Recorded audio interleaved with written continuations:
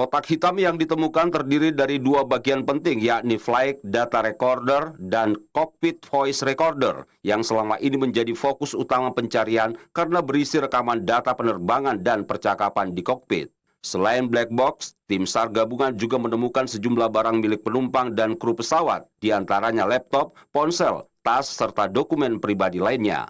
Dalam konferensi pers yang dipimpin Pangdam 14 Hasanuddin, Maijen TNI Bangun Nawoko bersama tim SAR gabungan, dua unit black box tersebut diperlihatkan kepada publik sebagai bukti keberhasilan operasi kemanusiaan ini.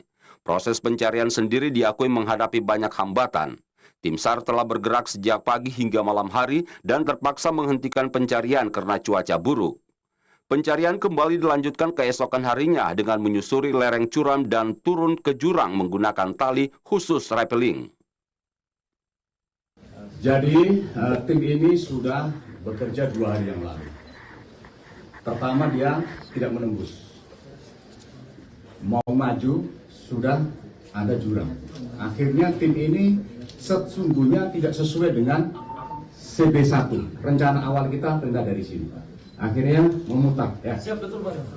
Memutar, dia bertekad, saya harus sampai ke ekor pesawat.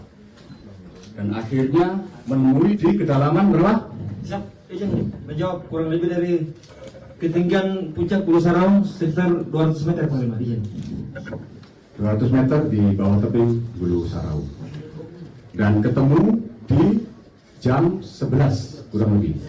Dan baru nyampe sekarang jam berapa ini?